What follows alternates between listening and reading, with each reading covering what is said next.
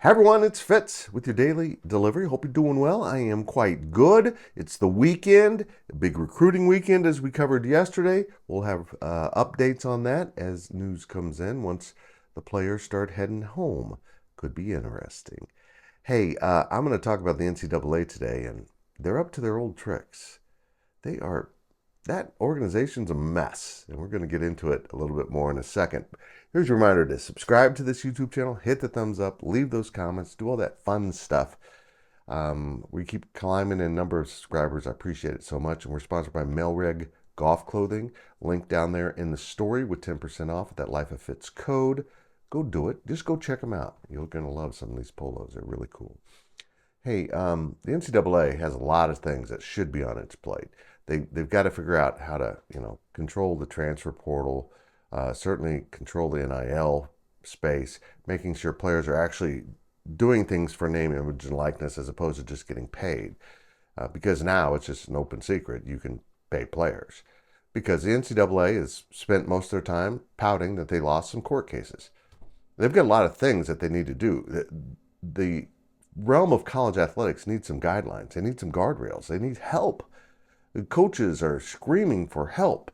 Some coaches wanted to move up the early signing period into August, and the NCAA took a straw poll, probably of 3 people around the office, and decided they're not going to do that. They'll leave it in December. Now, in reality, it was probably a bunch of programs that aren't impacted by the transfer portal as much as power conference programs are that said, no, we want to keep it the way it is. It's to our advantage to have them overwhelmed. Fair enough. Now the NCAA, though, has attacked a problem I think we all know is a huge problem in college athletics that needs to be stopped, and it's been long overdue that the NCAA addresses it. They got on that candy thing where you're not supposed to give candy and not supposed to have photos. Now they've decided that walk-ons are a big problem. That's right, that the people that aren't earning a scholarship that decide to walk on and pay their own way through college so they can play on the team, that has to be stopped. What? Well, I don't even have any clue where this would have come from. Coaches are already pushing back. What are you talking about? Let's just review the history of Kansas State football and the importance of walk-ons. There's been so many at K-State that have gone on not just to be starters, but to be all conference level performers. I mean, there's a trio of defensive ends that turned out to be pretty damn good.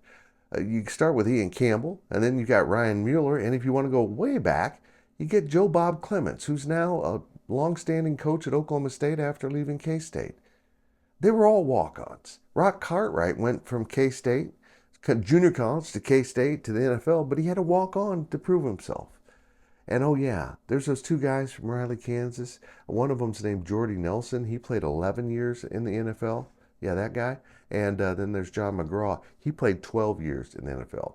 Jordy Nelson's in the Green Bay Packers Hall of Fame. Walk on. What? Why would you think you need to get rid of walk-ons? I don't even understand what the argument is here. They're talking about possibly raising scholarship limits, which will probably mean some of the walk-ons would get scholarships, but to get rid of them? I don't even know what the problem is here. Is it viewed to be unfair to some kids that they deserve a scholarship? I got news for the NCAA. All of these kids had opportunities to play at the Division II or the FCS level. They chose to walk on at a Big 12 institution. The NCAA is just a mess. And why they ever would think this is a problem, I don't know. And I apologize to all the many players at K-State that I left off this list of walk-ons.